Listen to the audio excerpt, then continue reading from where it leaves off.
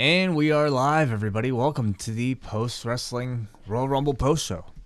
I am John Pollock, joined as always by Ting, and a special edition tonight. Mike Murray has joined us here in the post office for the Royal Rumble post-show. Mike, welcome. Thanks, guys. Thanks for having me again. The people demanded it. We had a lot of compliments after TLC. They wanted to hear Mike back, so we thought the Royal Rumble, we needed a surprise return. What could be the biggest surprise we could muster? And it was Mike coming through with samosas tonight as well. Yeah. You didn't show up empty-handed. No, already a thumbs up as a guest co-host. That's how you get welcome back. You need showing snacks, up with right? food. I didn't see Edge offering any food tonight when he came down. So we are going to get into everything that went down. A very newsworthy edition of the Royal Rumble. Lots to talk about. A bit of a clearer picture, I would say, looking towards WrestleMania and all the decisions that they made tonight.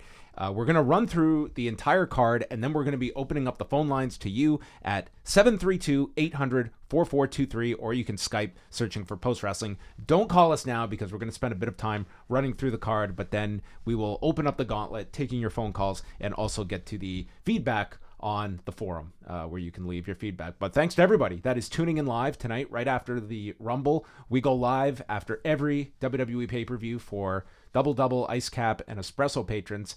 And I guess, Way, that means that we'll be doing one of these shows on a Thursday afternoon next month. Ooh, I guess so. Because we have another Thursday afternoon show in Saudi Arabia, the day before SmackDown. Yeah, I can't wait. What could go wrong? What could go wrong, right? Absolutely. So let's dive right into the Royal Rumble. We're going to go in order here, but I think obviously the major story was the return of Edge. I can't say this was out of left field. We certainly discussed it quite a bit this past week, but just in terms of how it came off, Mike, was that the biggest thing on the show? And how would you grade the return of Edge after 9 years coming up on? I think he looked great. I thought it was done as a big deal. It looked important, and maybe he's got one more match in him. I think he definitely does. I think he's coming back for a reason, and I think you could certainly expect that. Way, how about you in terms of the reaction that he got and what this kind of sets the seeds for as well moving forward? It was one of those reactions where I think a lot of people knew coming, but we weren't exactly sure. Sometimes rumors are just that, as heavily hyped and talked about as they were. So the moment it became real and you heard that music and you saw that dude walk out there in full wrestling gear, I felt it was a little surreal, and seeing the look on his face, you could clearly tell he was very emotional. Knowing how much he loved professional wrestling, and I think how much he soaked in. He talked about soaking in the last moment that he had at WrestleMania, seeing him get to relive it again. He's somebody who's always been so honest about just loving that initial feeling of that initial pop, and it felt like he was trying to soak it in as much this time as he was his last time. Yeah, he looked pretty overwhelmed, but kept it together on his way to the ring.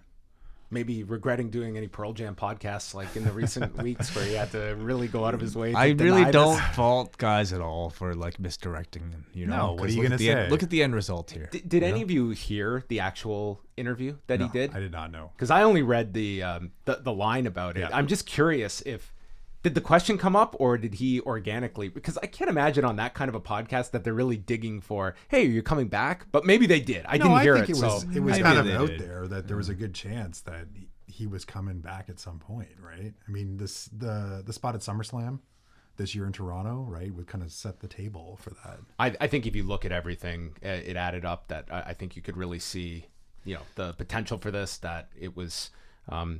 Yeah, I wasn't surprised. I'm curious to know, in terms of, I guess, physically, what exactly did he need to do to get his body back? Well, I'm sure there's a really interesting story about, this guy had to retire due to cervical spinal stenosis. Yeah. And right. what has changed over that time that has given the WWE medical staff the leniency to believe that this guy can do physicality and do another match. So that's, something interesting to find out about. And what has the shift been that has given them that ability after, what was Daniel Bryan and him were not the exact same thing, but we are talking about necks. Is there something that they feel more comfortable, I guess, in clearances or not? So in terms of, what you see next for him, what would be the ideal scenario? Did you take anything away from this Rumble match that sets up WrestleMania? Because, he does seem poised for a run here for WrestleMania.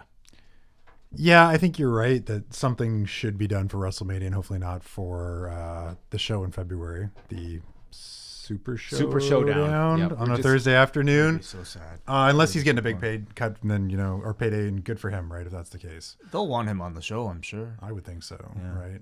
And I think the thing with the thought of him coming back and sort of the rumors, it gave fans something hopefully to look forward to, right? For a Rumble that we didn't really know where things were going to go, there were some ideas. There wasn't sort of a straight line that everyone could kind of agree on. The idea that Edge might be back was something that I think a lot of people were hoping for. Yeah, and I think coming out, like, that's going to be the big story. And I wouldn't be surprised if he kicks off Raw on Monday night. Like, that's the big story coming out of the Rumble, and that would be, I think, the thing you want to see the follow-up on Raw tomorrow night. I'd be shocked if he's not on the show tomorrow night and we get the next chapter of this whole return.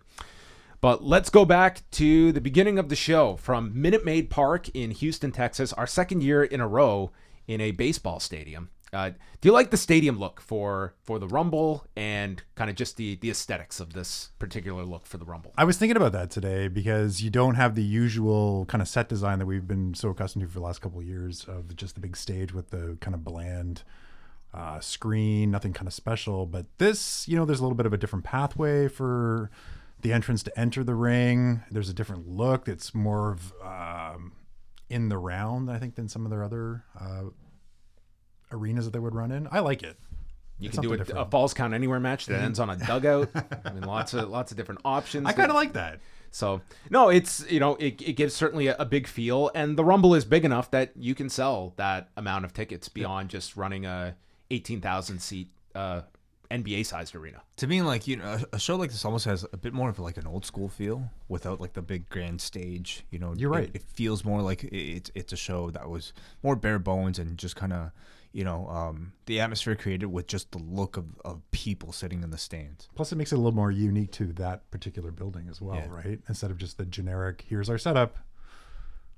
I'd also be remiss not to bring up the news about Kobe Bryan and the others that died on that helicopter crash this morning, because this story was, I was really thinking, like, during this era of Twitter, this is among the biggest stories I have ever seen of just the sheer volume of coverage and reaction. And at the beginning here, like, they ended up at some point during the show, they did acknowledge it. There was a graphic for him as well, but this was just such an enormous story today that when the show was starting, like, that certainly to me was overshadowing everything today. Like, regardless of sports, entertainment, this thing was just a massive, massive story, and obviously a very tragic one as well.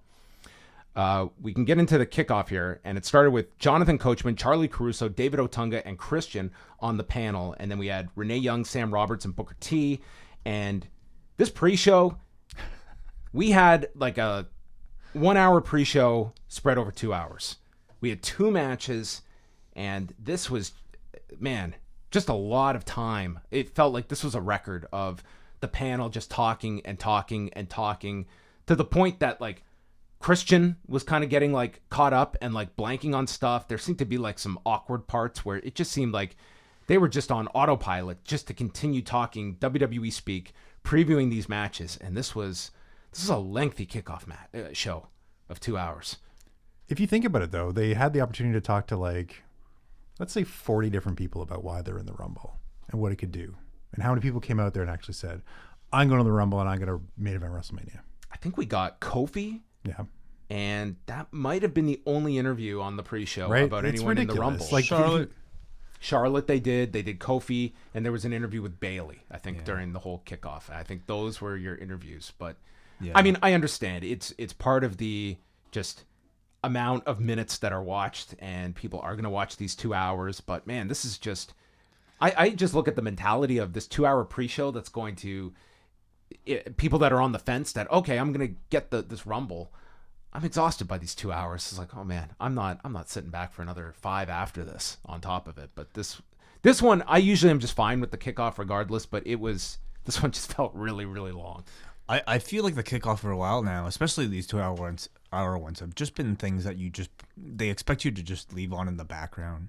There's things that just, if you're having a party, having people Making dinner or over, something, making dinner, like you put the thing on, maybe get caught up on storylines, or just have it on in the background just to set the tone, set the mood. You're absolutely correct. I think that's I think that's usually how it is. I think that was the mentality for the people in the stadium, that these matches are going on in the background, but we're chatting with other fans. We're going to get food, and we might pay attention to some matches. It kind of felt that way for many of the matches, not just the ones on the kickoff. There were ups and downs with this crowd. Naturally, when you get a show of this length in a stadium setting, at 5:00 when this thing started, if you were going to tell me there were 100 people in this stadium, I'd believe you.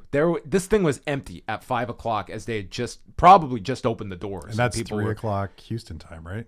Yeah, they're 2 behind. Yeah. So, Sheamus and Shorty G didn't get into the ring until 5:45, which it certainly filled out a bit more at this point. But this was a crowd that they were not reacting until the show started proper at 7. This was, I actually thought Sheamus and Shorty G, they had a fine match together. You had, to me, a little bit more thought than a usual kickoff match, especially with Gable. He was doing the Marco Huas stomping of the feet onto Sheamus, and then we saw him in the corner start stomping down on the ankle to weaken Sheamus's ankle, which was kind of funny because he's clearly setting up for the ankle lock, and Graves is explaining, well, that's his brogue kick foot. And then the finish was him hitting the brogue kick with the right foot with no problem. Yeah. It was pretty much just Gable putting up a spirited fight, and Sheamus ending up kicking out of a crucifix and winning with the brogue kick in 12 minutes and 38 seconds. I thought the match was fine for a TV match. Crowd wasn't into this much, and it was sort of just there on the kickoff. Your thoughts, Mike? Yep. I mean, I was still driving down to your place at this point.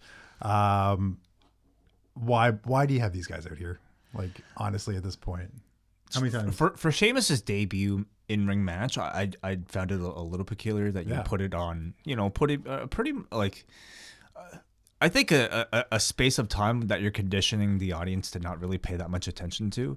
Nonetheless, I feel like this is a feud that will continue. I think Sheamus and Shorty G, it's like the same story that you tell with all your Shorty G feuds, where he loses basically every single time, and then maybe like the last match of a 5-match series, you throw him a bone, and maybe he gets a sneak pinfall. Oh, God. So are we going to have the two eventually come together and find their common bond and become a team together? Maybe they'll be a tag team. They'll be twins. Oh, yes. Arnold and DeVito together. Rise over size. Yeah.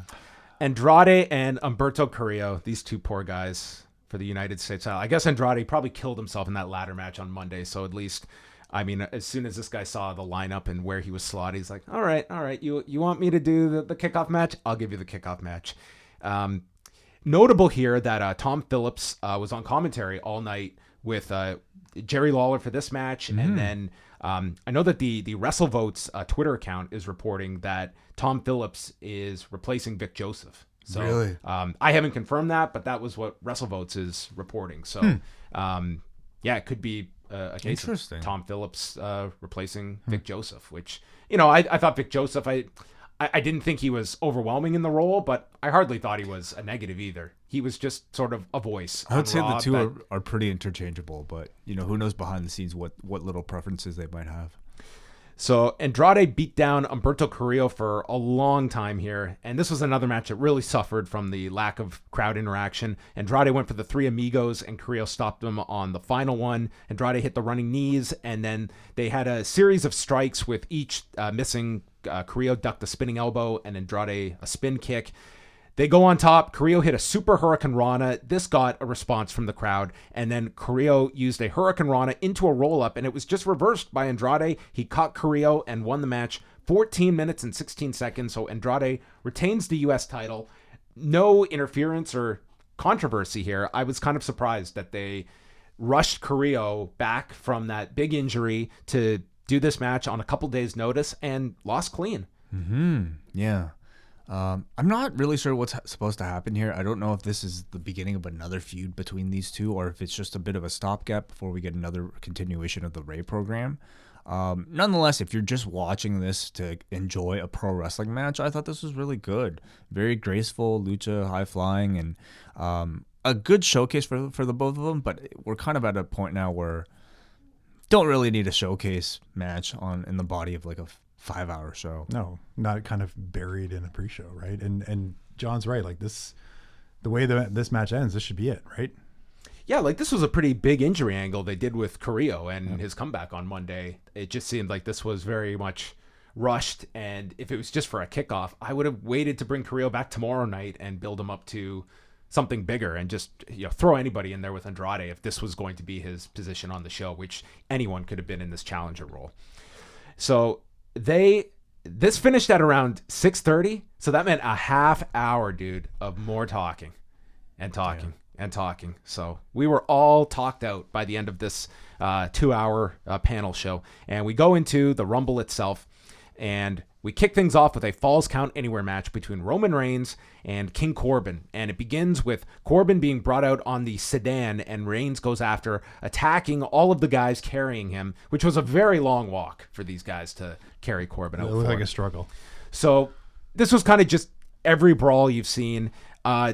As they're just going around ringside, and then they go into the crowd and they start to utilize the stadium. And part of me was thinking, like, it's cool that you're in this stadium to do this kind of a match, but if you're there live, you do have the screens to watch this on, but it is a tough match to watch, especially when you're kicking off the show with this and you're just trying to follow along to see where these guys are fighting to. They get to the international broadcasters area, and they go through several of the tables, and this is when Rude and Ziggler show up. The Usos then appear to even the odds, and that built up to Jimmy Uso hitting this huge dive off of one of the risers onto everybody. This is when the crowd really turned up and got into this, and we saw a lineup of porta potties, and Roman Reigns channeled his 1999 Randy Savage for the match with Dennis Rodman at Road Wild, stuffed Corbin in a porta potty, and tipped it over.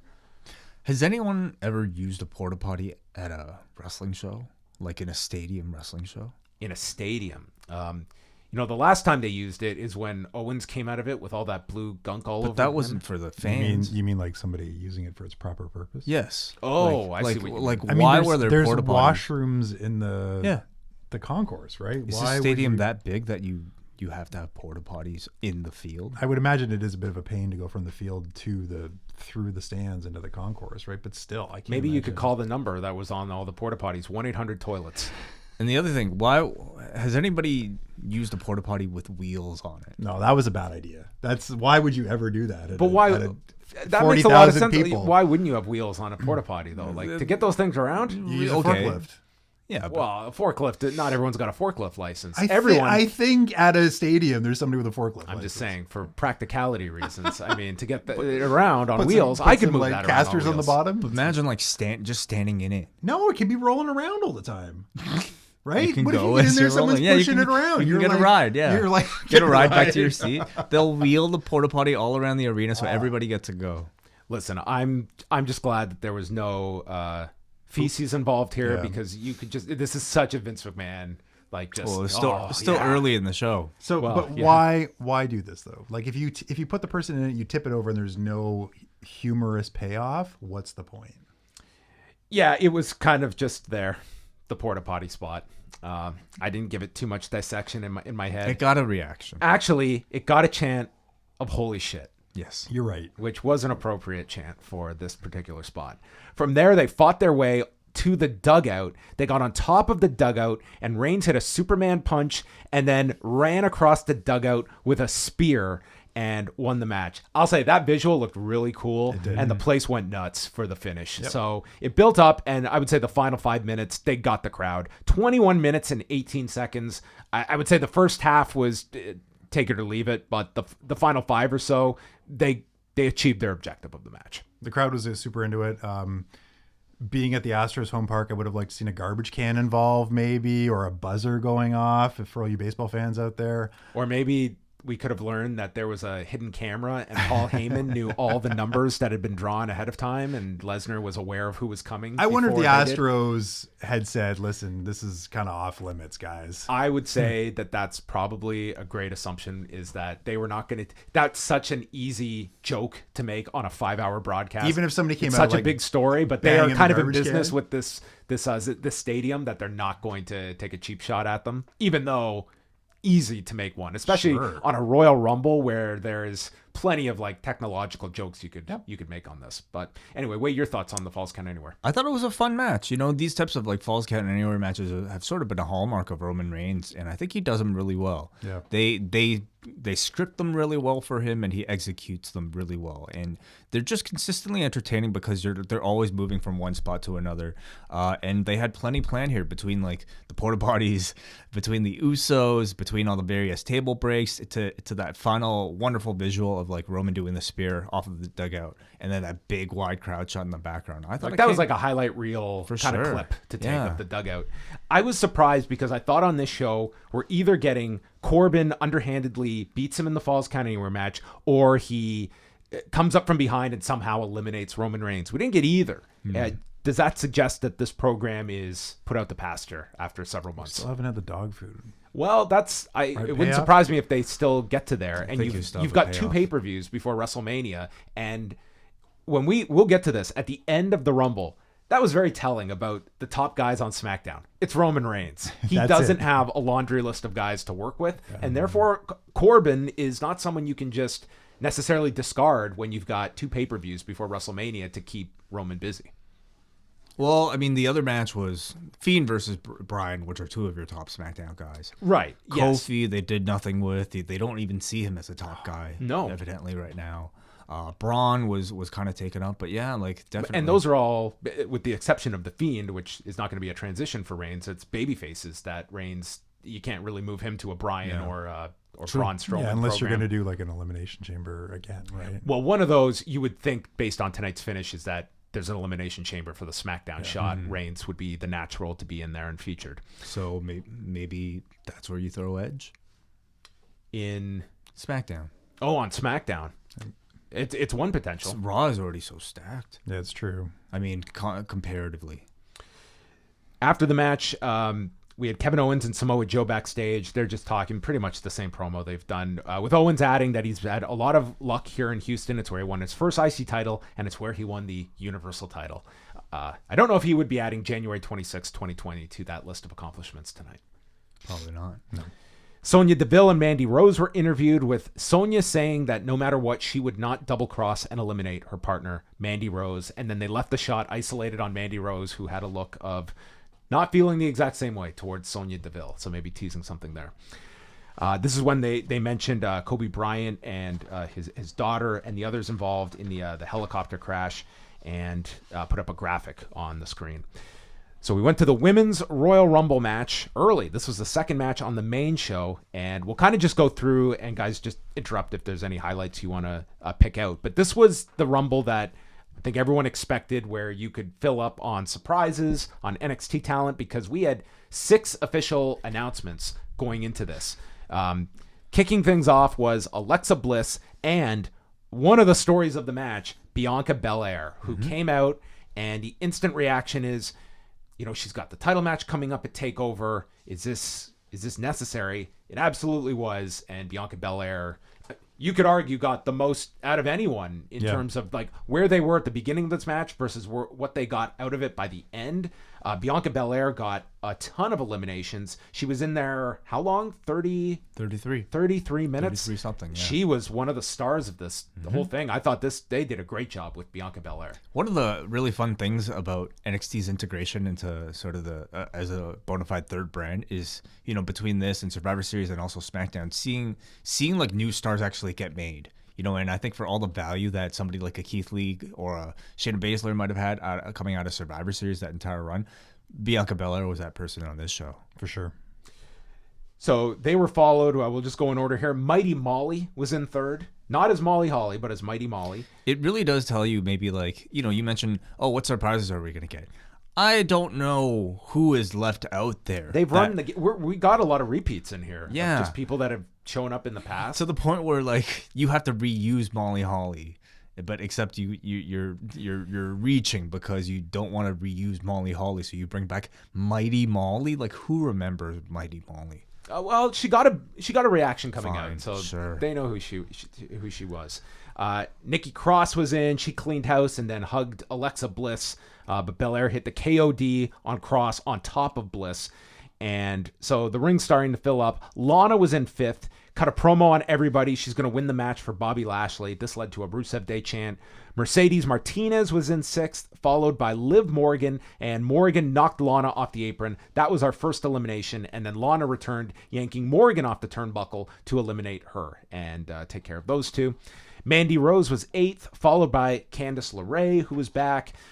This is when Molly Holly gets tossed out by Belair, and then we got one of, I thought, the most clever near elimination spot, and that's when Mandy gets thrown over the top and Otis has appeared out of nowhere lying on the ground, and Rose lands face first on top of Otis and doesn't touch the floor, so he's this cushion as she stands on top of Otis and gets back into the ring. This was really clever. It was well done. I wonder, like, did she actually land on him, or did they have to, like, fake it after the fact? No, it looked like she landed right on top of him. Did you actually see it? Because I only saw the camera cut afterwards. No, you see the camera cut for sure, but I think because it's right in front of the crowd of the hard cam, I think they would have been burying it. Okay. Right.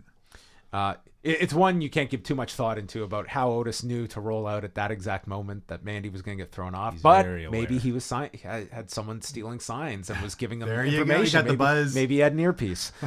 Sonya Deville was in, and together Rose and Deville eliminated Mercedes Martinez. Kairi Sane and Mia Yim came in, and this just featured Rose getting knocked off the apron with Otis then catching her, but then Belair nailed Sonya, and Sonya fell on top of both Otis and Mandy, knocking both of them down, so Fire and Desire was out. Teasing some dissension between the two of them, with Mandy possibly leaning more towards Otis. It was like Mandy was saved by Otis, and then Sonya screwed it up for them. Dana Brooke was in 13th, and by this point, Belair got her 5th elimination by sending Candice LeRae out, and they noted that this tied the women's Royal Rumble record, and she would have more to come. Bliss eliminated Kairi Sane. Tamina was in. Yep. For like 45 seconds. Yep. She attacked with a bunch of super kicks, and then Belair tossed her out, so she has the record now for a women's Rumble with 6 eliminations. Dakota Kai was in 15th, followed by Chelsea Green, who I believe had the quickest because she was in and out in 10 seconds when Alexa Bliss tossed her out. With the debut of Robert Stone. Yep. They were there at Worlds Collide and then featured here tonight. So Belair then sent Brooke off the apron. That was her 7th elimination. So Belair and Bliss are alone together, and these are the two that Bliss was number 1 and Belair number 2, and here they are having fought everybody and eliminated them. 17th is Charlotte Flair, and then 18th, big reaction for the return of Naomi, who came out and got among the bigger reactions of the females in this match. New hairstyle. Yeah, looked big, awesome. Giant afro. And this was almost like a pairing of their 3 top athletes in the ring at the same time between Naomi, Charlotte, and Belair. Yeah. It was a cool mix with those 3. Beth Phoenix was in 19th, and we got to see her alter ego. Like, they moved Molly Holly to Mighty Molly, and Beth turned into Akira Hokuto by the end of this from Dream Slam. Yes. Because I don't know where the spot was, but Beth ended up getting busted open somewhere on her head, and the amount of blood was just like covering the back of, like, her blonde hair had completely turned red, and she went probably 20 minutes of just all this blood, and she had to stick around for the finish. They clearly had to have thought like she was okay to continue because she was in there a long time and would be there until the final 4. Toni Storm was 20th, and then 21st, Kelly is back. She comes in, and she delivered a head scissors and a stink face to Storm. Just prior to this was where Charlotte eliminated Bianca Belair with a big boot. That's right. 33 minutes and 21 seconds Bianca Belair lasts, and a fantastic showing. She got a ton out of this. Teasing also, I think, Charlotte versus Belair potentially in the future. Yeah, that's right. Some interesting ways you can go about this. And I think this really builds up Belair for that match with Rhea Ripley. She comes out of this a much stronger Although they didn't challenger. mention it at all. Yeah, exactly. Did they mention it at the beginning? I don't feel like they touched on it at all, even though that pay-per-view is coming up in 3 weeks or whatever it is, right? In a way, I think NXT still kind of exists in its own little pocket. If you know, you know. If you're a Raw and SmackDown viewer, it's like they almost kind of bury it. But I think people who I'm saying they should. Rumble, they should right? definitely pushed tell. it for yeah, sure, right? without a doubt. I would say, with the exception of Bianca Belair, that between the 2 Rumbles, I would say NXT they felt very inferior. And Keith. I think Keith got something, but Yeah. to me, he wasn't like the monster he was at the Survivor Series. Okay. To me, it was It still felt like the third brand. Yes. Yeah. I mean, if you're talking about like the Matt run. Riddle, Yeah. total afterthought. I mean, there was a lot of them in here that just felt like they were there to be extras in the match and fill them out. Sarah Logan was 22nd here. Phoenix tried to eliminate Flair and loosen the grip, but Flair survived that. This is where Logan then gets dropped by Flair, and Kelly tries to dump out Charlotte Flair unsuccessfully, and Flair just nails a forearm, calling Kelly a bitch and sending her out to the floor as well. And this is where it was hard to tell because Flair had like some blood around her nose, and it was hard to tell if it was hers or just this was extra DNA from Beth Phoenix because there was just so much of it that it could have been either. But they were calling attention to that as well. So then we had Natalya, Xia Li, Zelina Vega, and Shotzi Blackheart come in. And we got Naomi's spot where she got thrown down the steps, and then she leaps off the steps onto the barricade, holds on, climbs on top of the barricade, and then shimmies across, jumps onto the Spanish announcer's desk, and just hangs out on this desk for about 10 minutes. And eventually she would return by using the panel to walk across to the steps and re-enter the match. Yeah. Cool. Like really cool. The wall part was cool. Very impressive. I think I was a little like maybe thrown off by her just standing on the table a little long And forgotten about her. Right? And I feel like the director might have been as well because they kept trying to cut back and forth expecting her to do something, but then the next person would come down the ramp and they would have to focus. The batting around back and stayed there forth. till the end. Like if no one's noticing me. Yeah.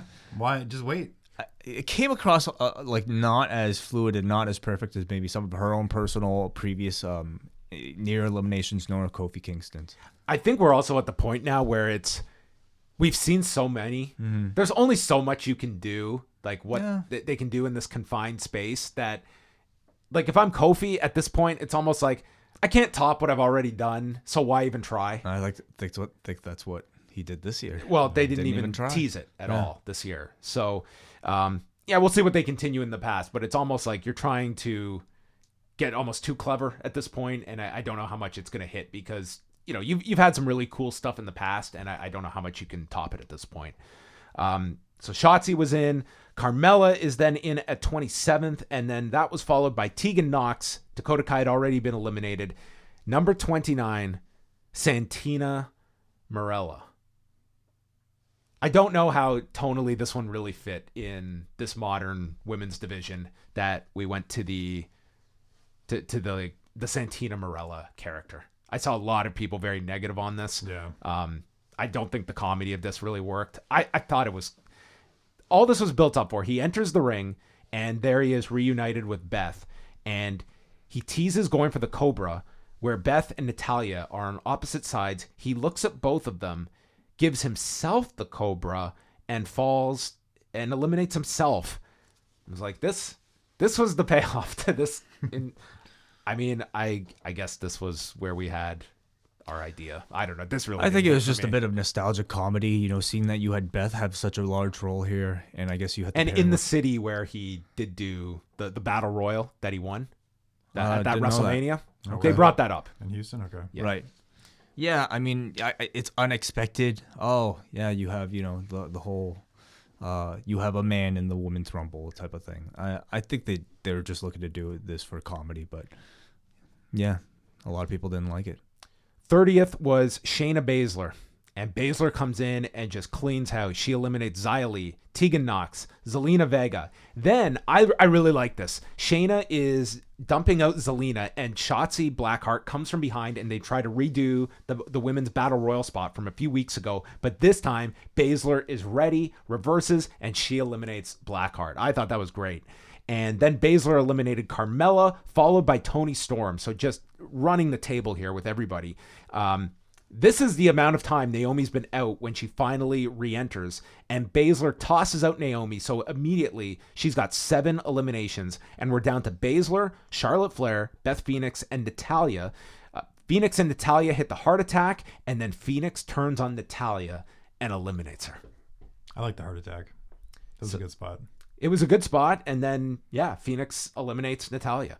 So Baszler then tosses out Beth, who thankfully can go get her head taken care of.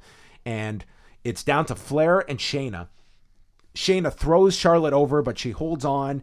And then Baszler walks towards her, gets head scissored over the top. Baszler lands on the floor, and Charlotte wins the match at 54 minutes and 17 seconds. Afterwards, cuts a promo in the ring and says this is her division. But how did you think the Royal Rumble was presented and came across? It was a lot of fun through most of the match. I felt the finish was not what people were expecting, and therefore I think they were a little disappointed that Charlotte's kind of got a big spot again instead of someone new. I thought it was a decently engaging Royal Rumble throughout. Creative spots, and in particular, I really enjoyed what they did with Bianca Belair. I feel like Naomi's re-debut was met pretty well. Beth Phoenix, I thought, looked really good. Shayna's many eliminations at the end, I thought, stood out as well. I also enjoyed the Otis Mandy Rose interaction that you had. It was entertaining. I wouldn't necessarily call it. I didn't even think it was. It was better than the first year. I'm trying to think back to last year. I feel like last year's might have been a bit more. See, I like the first year's and not as much the second year.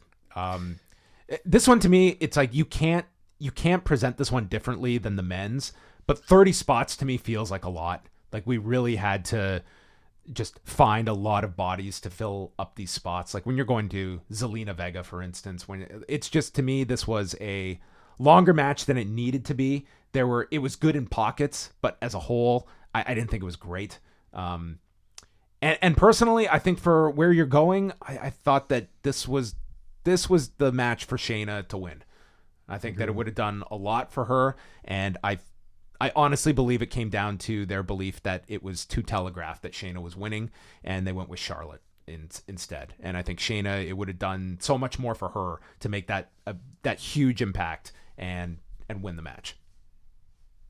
Totally agree. What are your thoughts now that this is the third year of this experiment, 2 Royal Rumbles on one show? We were talking about this earlier tonight. It's something you've introduced. It's not like you can go back and walk this one back, but the only way you can walk it back is if you take the men's away, or you separate these into like different parts of the year potentially, which I don't think they're going to do. No, because it's supposed to be about getting that shot at WrestleMania, right? So if you separate them to 2 different times, then that takes it away, right? If you alternate maybe between Elimination Chamber and Rumble for the men's and women's every year. So that one division gets one and one division gets the other. Maybe that's the way to go. So we don't have 2 elimination chambers and we don't have 2 Royal Rumbles on the pay-per-views. I feel like you get a lot of people upset that, you're messing with, I think, the tried and true formula of using the Rumble to set up a WrestleMania challenger for the men's or the women's at this point. For me personally, I don't think 2 Rumbles on the same show is an issue. I actually enjoyed. To me, the highlights of the show were the 2 Rumbles, and it was everything else in between that I thought were pretty much like the lulls of the show. So I personally don't think I would change it. It maybe is more of a question about the quality of the 2 Rumbles and making sure that you have consistent good storytelling between the 2 of them. Yeah, I think it's just it's very hard to structure a show when you have these 2 60-minute matches and trying to book an entire show around this. I think certainly, and maybe that's more an issue of the matches in between, or at least the match that followed this, that I think certainly suffered from it. But I think once you've sat through one 60-minute match and then you have these in-between matches, knowing you've got another 60-minute match coming up, I think that can be taxing. See, I was looking forward to the next 60-minute matches. So much so that I would almost rather. You didn't so much care about the matches you were watching in between. Yeah. So anyway, it's not something they're going to be changing, but it's I thought the Rumble, it was fine, but I wouldn't go so far as to say it was great. King Corbin was backstage. He promised to eliminate Roman Reigns in the Rumble. And then we have our title matches, starting off with Bayley, Lacey Evans for the SmackDown women's title. And there on a school night is Summer, the daughter of Lacey Evans, along with Lacey's husband. Did you guys see the commercial that they aired between? The corn dog. Yeah, the corn commercial. dog one. Nope. This thing was wild. With Vic Joseph, Corey Graves, So and Summer and Lacey. Good luck Evans. if you can describe this. Go on. So it's Lacey Evans is fighting. What is she fighting? Like the she's mascot? fighting the hunger monster, the hunger monster. like the physical embodiment of hunger. Okay. And so Lacey Evans, the mother, as she's being portrayed now, has to battle this hunger monster by making these corn dogs. Is it like her children's hunger that she has to take Summer. care of? Summer Her is in the family's commercial. hunger? Summer's Okay. hunger, yeah. So All then right. she feeds the monster the corn dog, and the monster turns back into her cute little daughter. Summer. So it's like those Snickers commercials where if you get hangry, Yeah, you gotta have exactly. Snickers. Yeah, except Okay. it's Lacey Evans. I mean, it's fascinating to me just simply because they're really pushing hard. Lacey Evans, obviously, as the mother, former Marine, so to the point where they're creating commercials for her and her daughter, employing Right. her daughter in these acting roles. So And her it's- husband was out there tonight too. husband was not in the commercial. No. but he was on the show. He was on the show. Yeah. Yeah, but they barely. He's acknowledge barely the husband. recognized. It's just like it'd Husband's be not too as- awkward to have this daughter on her own. in the Husband's crowd. not as camera friendly as this, like, you know, As the kid? As the kid, the kid is just like made for TV. So what was Corey Graves and who was the other guy who was with him? Vic Joseph Vic are Joseph. calling this Like it's a match match? from outside Okay. the house. Yeah, It's a really campy commercial. but it does tell you like where their head is as far as Yeah. Lacey Evans is and what their plans are for her. You know, Certainly, it almost made it very perplexing a bit to see this match of how they went, and also doing this match now. Like you could see Lacey Evans like as the big, like title challenger at WrestleMania. Like that's how big they're pushing this woman at the moment. the crowd's not taken to it. Well, they were in a very tough spot here, but the match also had its issues. Notable here was Bayley did not come out with Sasha Banks, who also was not in the Royal Rumble. And Sasha has not wrestled since January 3rd. And my understanding is that she's dealing with some kind of an injury. And the fact she wasn't even out with Bayley would give credence to that. So that seems to be whatever's going on with Sasha. So we'll try and get an update on her. But she was not on the show at all. And certainly you would think she would have been prominently featured in the Royal Rumble because they desperately needed people, and Banks, you would have figured, would have been someone significantly leaned upon for minutes in that match. So Bayley's knee gives out during an Irish whip. There wasn't a person in the crowd that bought this. Bayley then just suckered her with a right hand, playing possum, and the crowd's just down for this. Evans is attacking Bayley's shoulder. Then Evans went for a springboard into the ring, and just like, it was just super awkward, whatever happened here. They went to the floor. Evans got sent into the barricade and then regained control. She went for her twisting moonsault and nearly tripped, but was able to get off and didn't have too many issues. But then landed on Bayley, who got her feet up, and then just covered Lacey Evans. 9:26, the match ends out of nowhere, and Bayley retains the title. And yeah, I thought this was pretty rough at points, and the crowd just was totally checked out. Coming out of the Royal Rumble, that's a terrible slot in the best of times, and this one didn't work. It felt longer than 9 minutes and 20 seconds or whatever.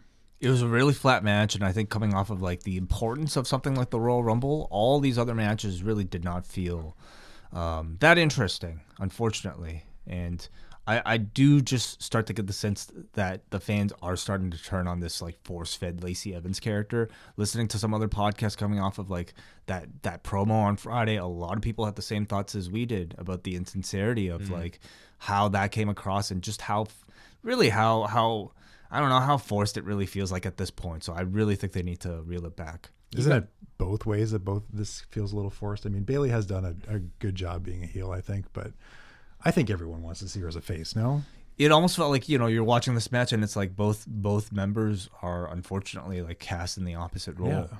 But Yeah, like I think Lacey's done a good job with this babyface turn, but it's one that it's like, but when you have the spotlight of like, this is the WWE's big concerted push, the audience is very perceptive to that. And once you cross that line, I mean, it's just been shown example after example. Like it's going to bite you in the ass, and you will get that pushback if fans feel like this is further than we are willing to support someone. You have to have that confidence that your audience is going to take to the acts that you're pushing, but they have to feel like they have some kind of control or agency on the push as well, and not just being force fed, and I think you're getting very close to that with Lacey Evans at the moment. And a performance like this, it's going to result in people, I think, being kind of indifferent to Lacey Evans. Where do you see Lacey being positioned in these next couple of months? Because you can see like she is.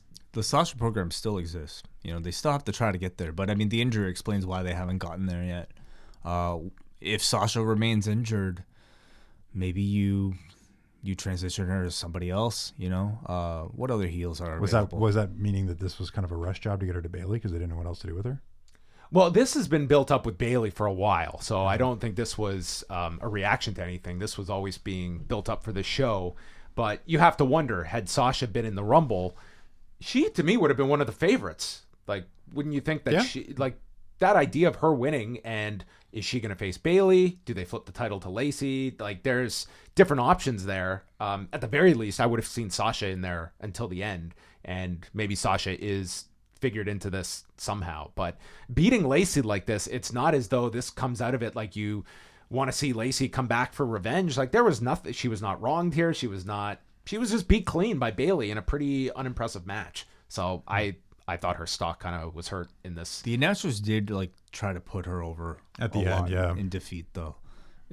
But it was almost like they were trying to protect her, but almost at the same time kind of like moving her aside.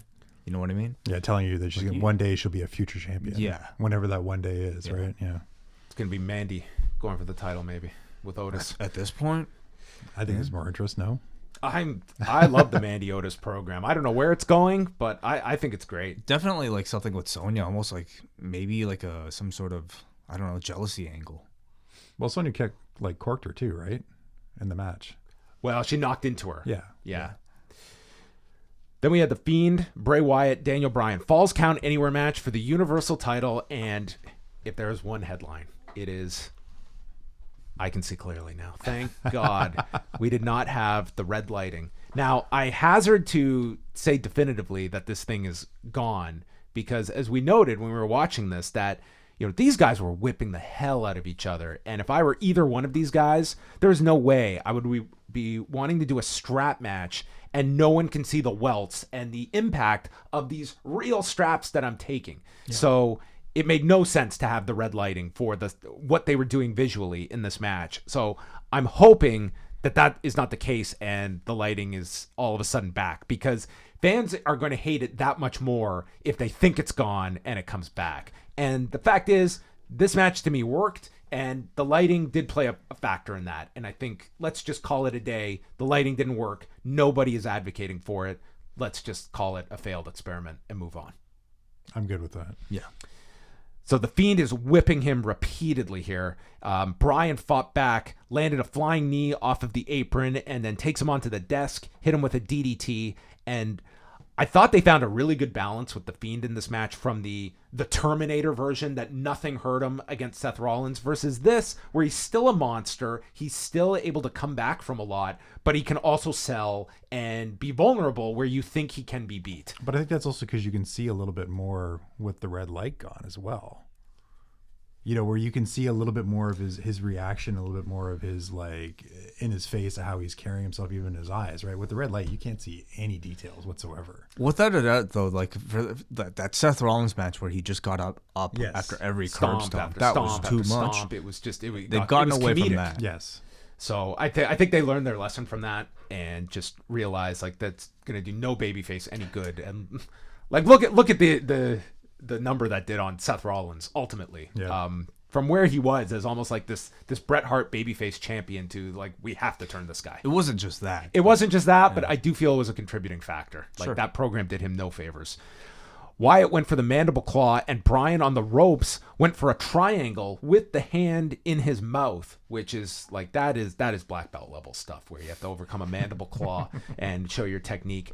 They get into the ring. He isolates the arm of the Fiend and transitions to the label lock with the strap wrapped around Bray's face. Looked awesome. The close-up of the strap in the Fiend mask's face was great. I'll tell you what didn't look great. At the beginning of this match, where the referee, they're doing the big championship announcement, and the referee has to hold up that goddamn custom title. Yeah. I thought Daniel Bryan had the stupidest looking title last year. 10 times worse. Really? I like Daniel Bryan's old one. I got a lot of flack for my dislike of that title. But What do you think of the Fiend belt? Oh, it's awful. Aren't you a horror fan? I am a huge horror fan. Tom Savini? It doesn't mean you want to see the two together. I am a huge Tom Savini fan. Yeah. I love Tom Savini. When I was a kid, I would watch if I knew he was involved in a video of those days of going to the video store. But this is terrible. You're right. If I ever win the lottery, I'm buying you one. No, you're not. I am. Donate it to a charity. No. I'll do the same thing too. $6,000, dude. $6,000. We're talking lottery, like big Super Bowl kind of thing. So just because you hate it so much. Oh God. So he is able to get out of the label lock. He's on top. Then Bryan breaks free, and then he countered Sister Abigail and hit a flying knee. Wyatt kicks out of that, and then Wyatt rises up. He applies the mandible claw, lifts and slams Bryan, and there he gets the fall at 17 minutes and 31 seconds. Kind of you weren't expecting the finish to come at that exact moment, but I thought overall I liked the match a lot, especially for a Fiend match, which have been more missed than hit throughout this run. And I think Bryan has certainly, by leaps and bounds, been the most successful babyface with the Fiend. And I do feel like this is kind of the end of this program, unless you try to squeeze out another one between these two. And but I don't see that happening in Saudi Arabia because of Daniel Bryan. Yeah. And I think you got to get Bryan onto whatever you're going for him with WrestleMania. And I have no idea what he'll be doing, but I like this match. I thought it was good. I still can't really say these matches are great. I found it watchable. I appreciate that they didn't go overboard with the no selling here. The lack of the red light is a huge plus. I think it fell short for me with the finish coming a little bit out of nowhere. It was abrupt. Yeah. But I think it was certainly an improvement over previous Fiend matches. I've liked this character. I think it's creative. There's interesting aspects to it as a horror fan for sure. I think Bray's done a pretty good job, and when things don't work, they change it. And there's been a lot of kind of organic change to this character and what he's brought into it. It's not the same thing all the time, right? And even I hate that belt. I don't know why the Universal title doesn't come out with him when he's the Fiend, but it'll come out with him when he's Bray Wyatt. It changes. It changes. Yeah, it's like the upside down. Is that what it is? Yeah, that's the actual logic behind it. Well, something like that. Something like that. So when Bray Wyatt gets beat, does the Fiend remain champion? Does he just disappear? Does that? You got to beat him for both belts. It's kind of you got to beat him in both worlds. That's a good question. That's a good question. Yeah. Yeah. So that means he's got to lose. Roman would have to beat him in Saudi Arabia and. To be the Universal Champion, I think you have to be a parallel Universal Champion as well. Like a multi-universe champion? Multi-universal champion. Yeah. That's way too deep for my understanding. So, do you think that's it for Bryan and Fiend for now? I think for now it looked like a pretty clean loss for Bryan. What do you do with the Fiend for Greatest Royal Rumble? Or, sorry, Super Showdown? What do you do with them? Well, the Miz is always kicking around for another rematch. Maybe John Morrison will find his way into the Fiend's lair. Yeah, there you go. Oh, very deserving after tonight. We'll get into John Morrison. What a comeback he's had. That's pretty bad. I feel he's getting punished now. Like, no, I think he was. You just dared leave us and go somewhere else. I feel like they had. We'll talk about the Rumble. Okay, we'll get into that. The Fiend just disappeared into thin air, and then Bryan was helped to the back and was like collapsing on the outside. They really sold the beating he took. Yeah, his back from the looked Fiend. rough. Oh, there's going to be a photo of that back tomorrow, and it's going to just look horrific. It's almost like he wanted that. You know what I mean? He wanted that badge of like being able to take that photo the day after with that. Well, ask him on the plane ride home. Sure. How badly did you want that? That's going to suck tomorrow.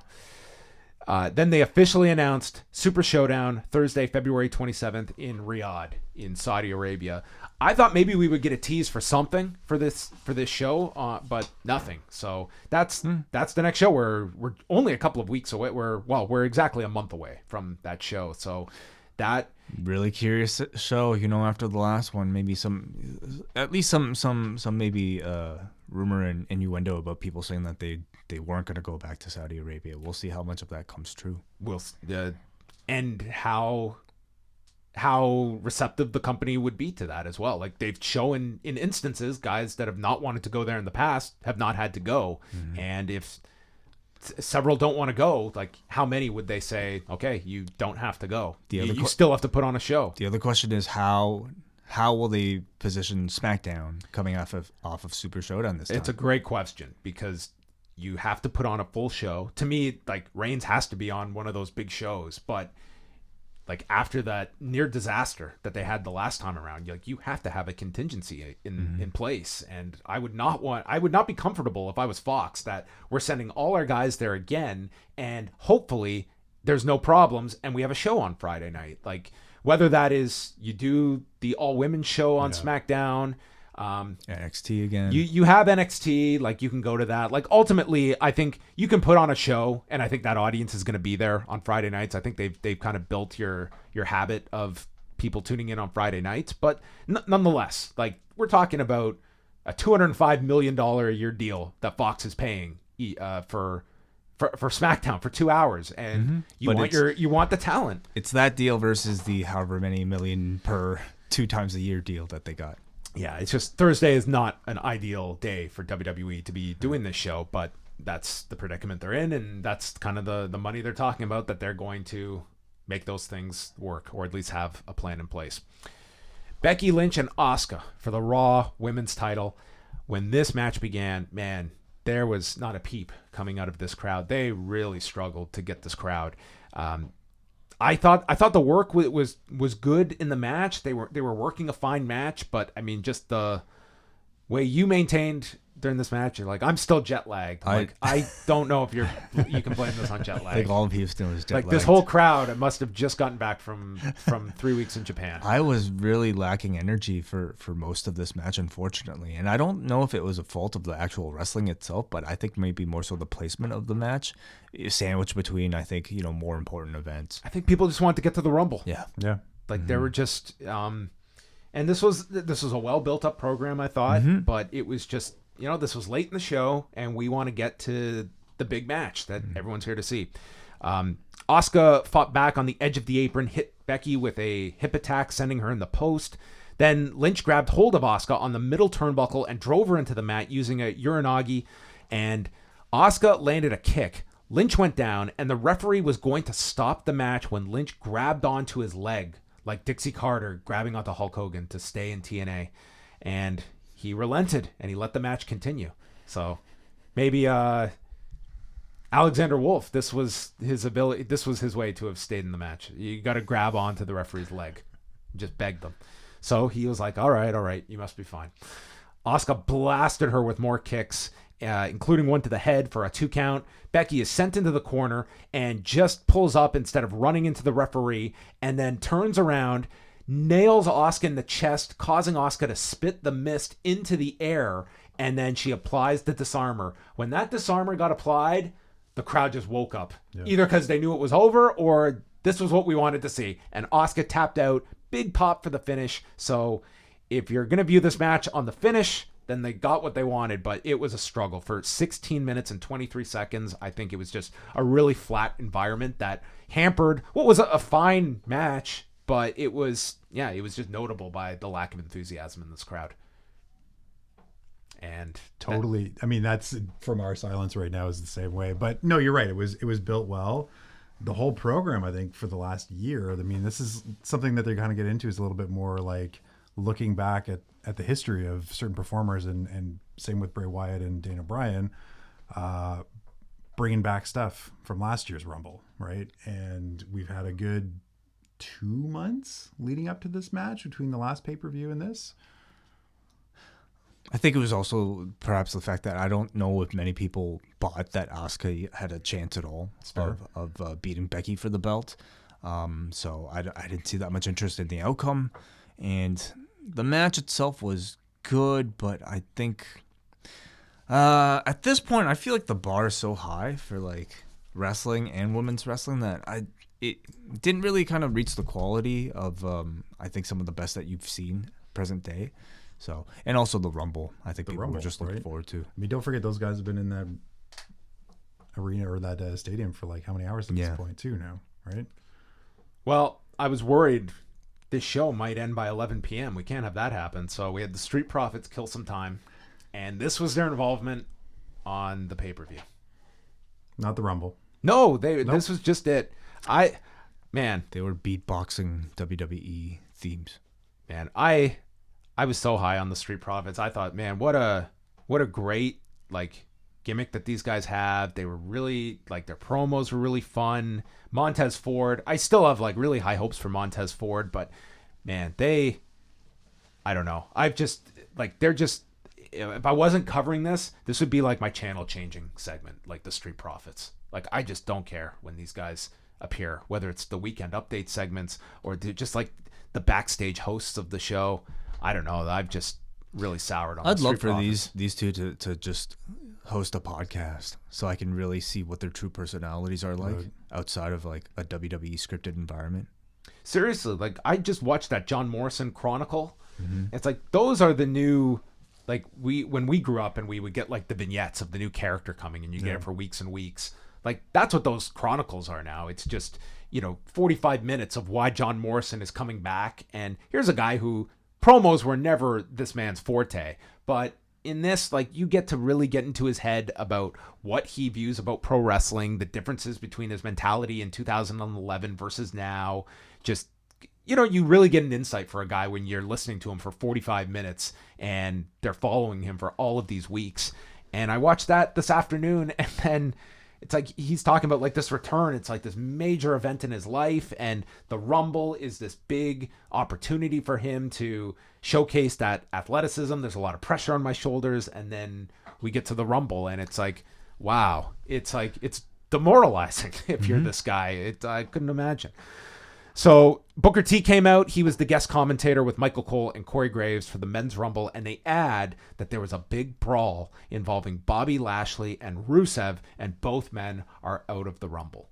So we learned that physical brawls would remove both men from the Rumble, but Pro Wrestling Sheet reporting that verbal altercations do not. That's okay. Those guys will be okay, because apparently Ryan Satin reported that there was some verbal altercation backstage on Sunday between Brock Lesnar and Matt Riddle.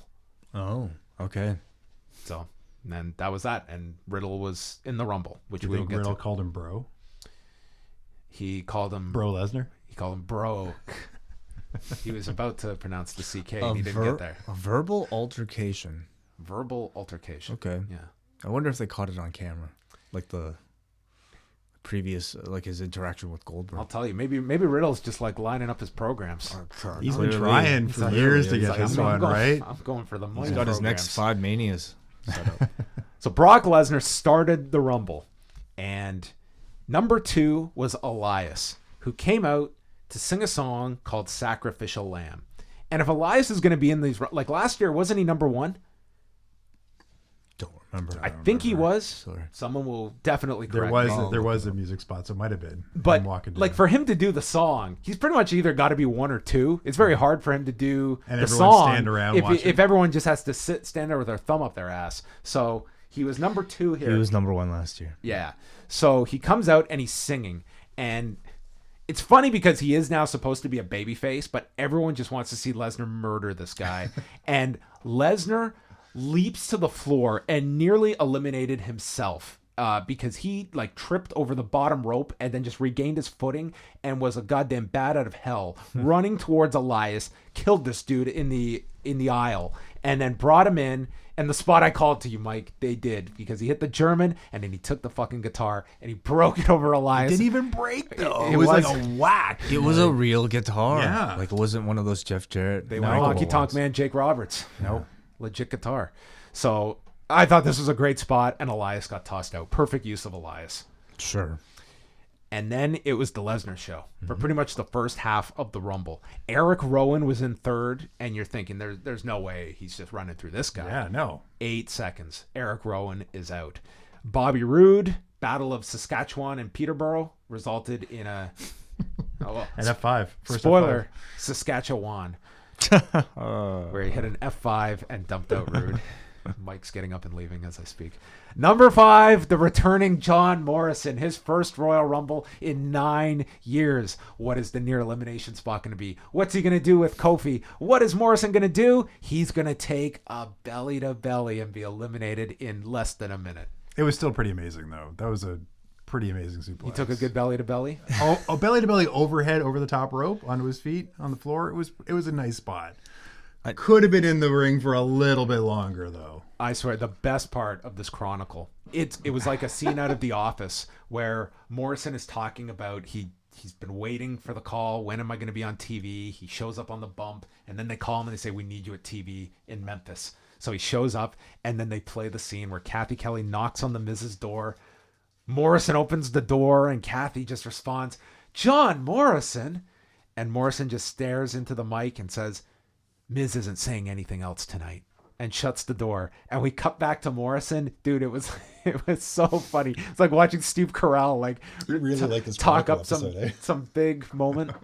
Oh my God, it was the funniest thing in this shit. I'm gonna go check this out because I watched a little bit last night. I probably oversold it, but no, Morrison you're comes off as like Morrison comes off as a really interesting guy in this thing. It was kind of just, it's just if you spend the time to watch this and then you see the payoff here, it's like he's back. He's, we'll hire this guy back, but I think that you can see when guys like they view them at a ceiling, and Morrison coming in at the age of 40, he's probably viewed like, yeah, we'll pair you with the Miz and you can be at a level, but we don't see you as anything serious. At the same time, though, I don't know if I would necessarily jump to that much conclusion just based off this one spot, because you had half a Royal Rumble roster here get the same treatment.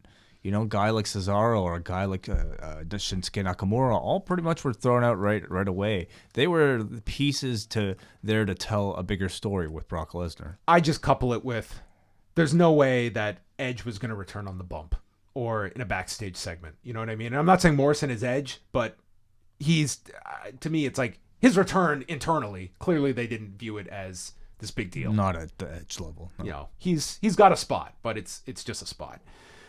Kofi Kingston was in 6th, and I was just waiting for them to just make this crowd livid. Everyone cheered because Kofi at least got some offense in on Lesnar, and he was the first one to last the allotment of time before Rey Mysterio came in. So it was Lesnar against both of them, and he starts suplexing them.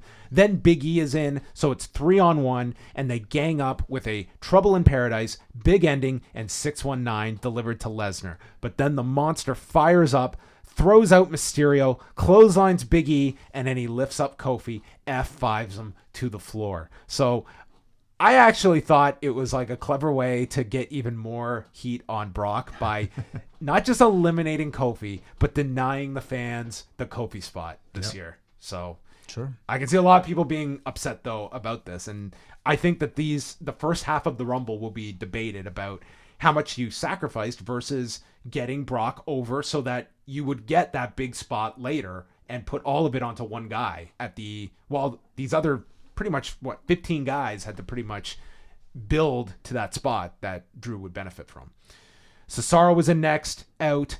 Shelton Benjamin then came out, and they teased an alliance between the two with their history, and Lesnar just turns on Shelton and throws him out and laughs at him. Can we just stop and appreciate how amusing Brock Lesnar is whenever he has to like smile and try to act or dance or something. At emoting. Oh my God, he's amazing. He doesn't have to say a word, and he is like, this guy was built for a generation of memes.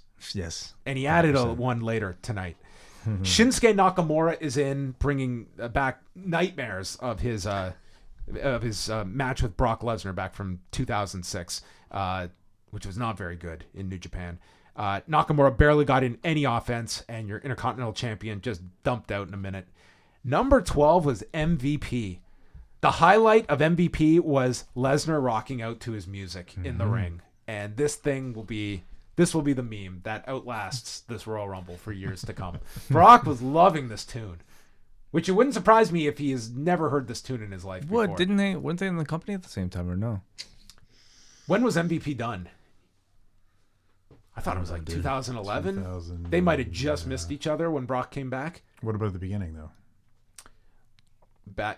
MVP didn't come into the company until like 2005. Like Brock was long gone by then. So they may have never been in the company at the exact same time together. So Lesnar eliminates him with the F5, and that's his 11th elimination. And then number 13 is Keith Lee. And this place was amped to see Keith Lee and Brock Lesnar, and Brock repeatedly saying, "You're a big boy," and just impressed with the man's size. And when Lee dropped this guy with a shoulder block, place went nuts. Certainly the high point for Keith Lee here. And he did get in a bit here. Braun Strowman was in after that. So we had like all the big guys in here. Lesnar hit Germans to both Lee and Strowman.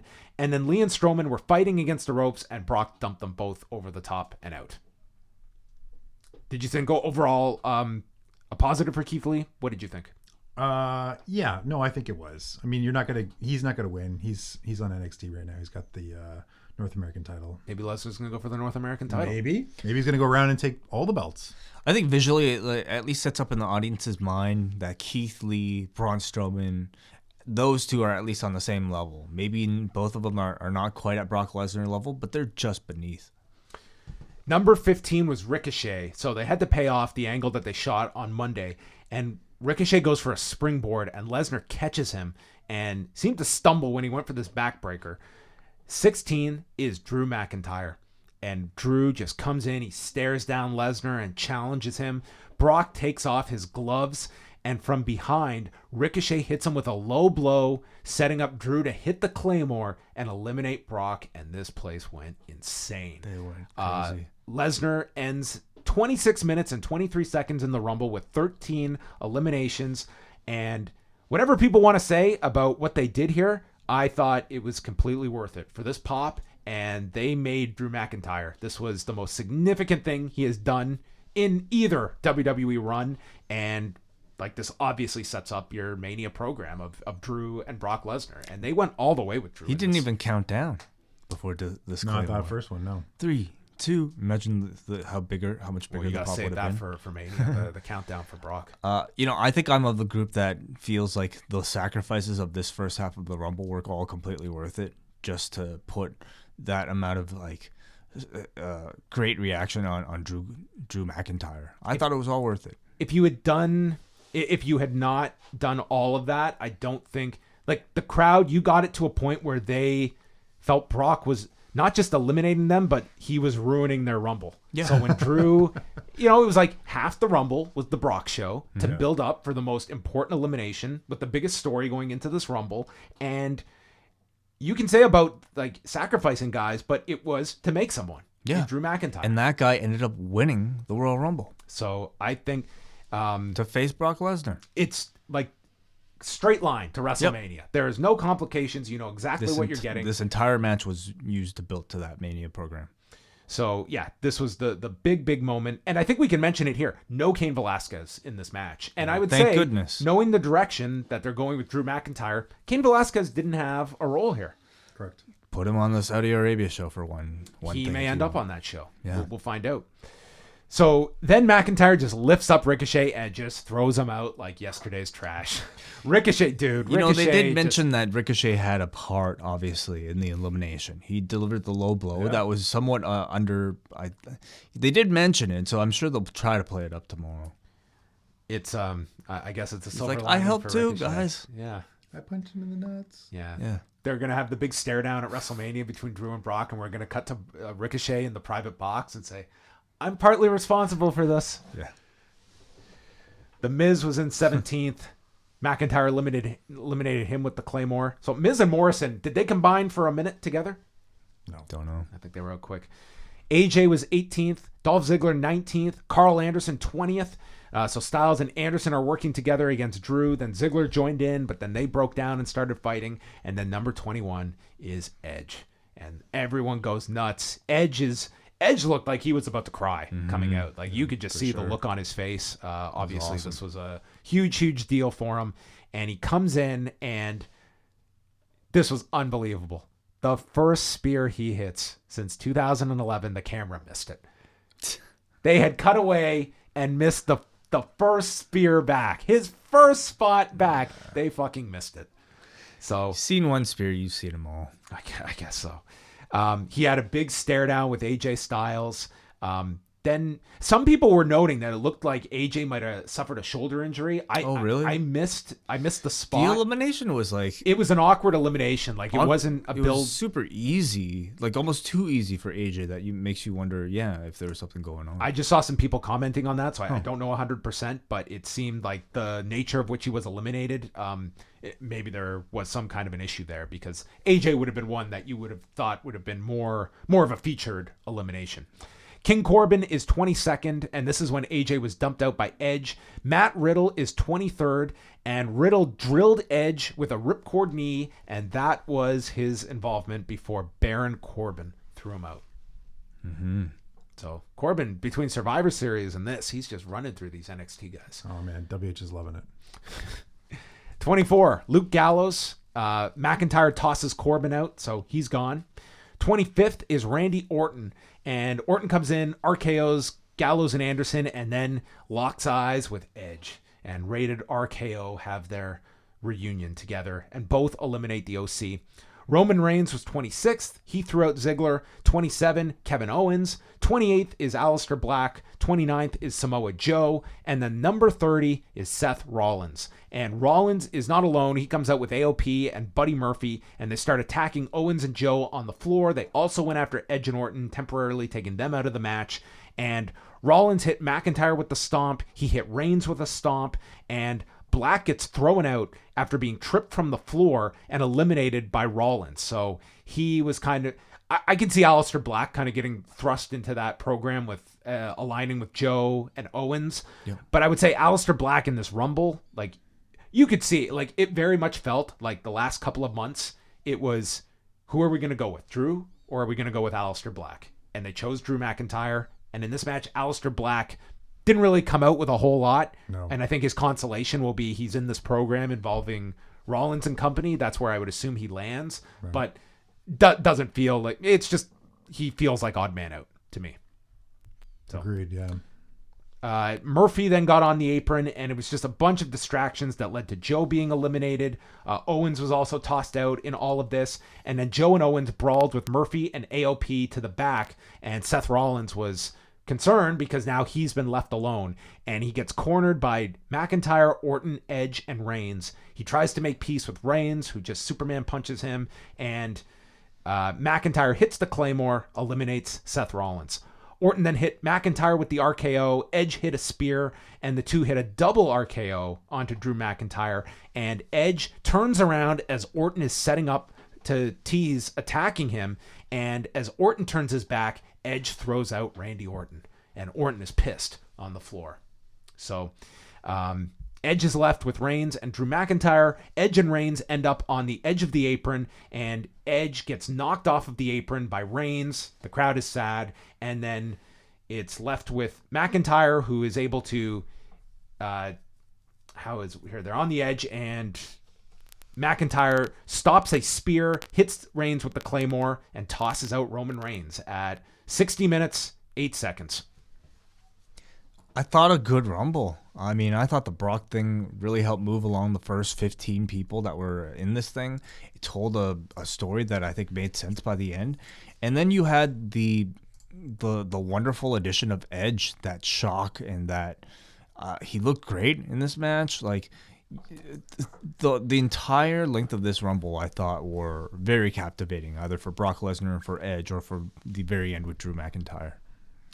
Yeah, I thought it was a really good Royal Rumble. I enjoyed it a lot. I think this was a Rumble that it hasn't been a given, especially over the last couple of years, where people leave satisfied with the winner, but it seemed like there was a lot of positivity towards Drew McIntyre that if you had asked me a week or two ago, I wouldn't say that would be a sure thing, that Drew has kind of come out of nowhere over the last month in terms of being someone that's had like some depth to him, someone that's had a whole lot. And I thought Michael Cole did a very good job at the end, where he put over the fact here was a guy that was fired by the WWE, worked his way back, he won the Rumble, and now he's going to WrestleMania and he's got the Brock Lesnar match. So I thought Cole did a really good, Drew McIntyre really needed that to be more than just this big dude. That's what his role on the main roster has been. It's been very kind of bland, and now you've got some more substance to him, and I think the fans just really took to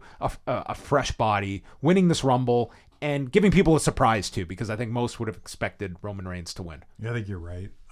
It was different. It wasn't. I mean, we haven't seen a Rumble like this before, right? Mm-hmm. And Hogan's records broke, so it's good. Yes, the consecutive eliminations has been thrown out. But any other directions you see for WrestleMania coming out of this? Anything teased? Like we get Drew and Brock. I think that seems to be a lock. What is your pairing for Edge? I mean, for WrestleMania? If AJ's fine, you can go that way. I think that's a match that people would like to see. They teased that. They teased Randy. A pairing with a rated Something with RKO, yeah. I think, against the OC is very possible. Or against each other. Or against each other, yeah. Trying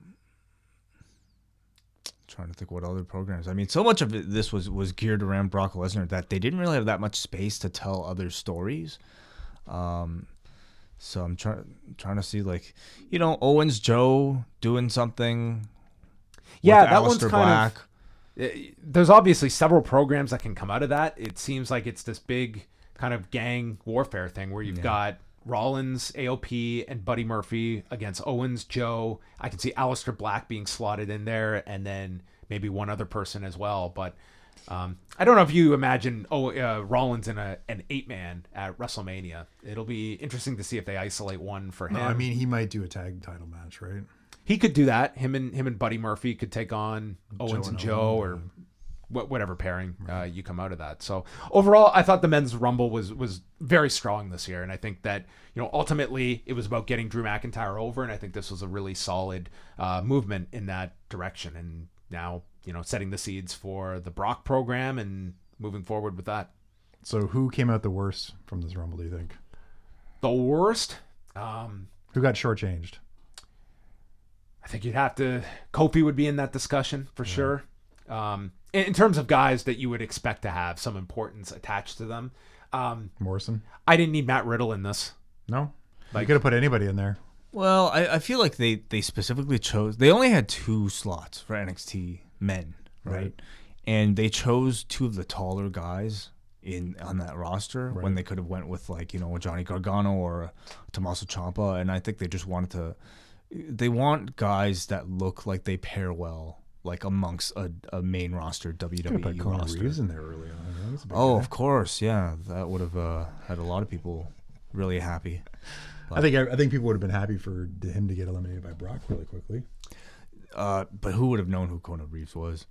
I think they just have this belief, though, at times that just your mere presence in the Rumble is going to do this immaculate amazement for your career. And to me, it's like if you're Matt Riddle and you're in there for 30 seconds, it's like, no, that's a role that I could accept for like a Damian Priest. It's like, okay, cool. Throw him in there. He gets a knee in on Edge and then he's thrown out. But like Matt Riddle, here's your guy that's, he's going into the Dusty Classic finals this Wednesday. He's someone that legitimately could be a top star on any of your brands at one point.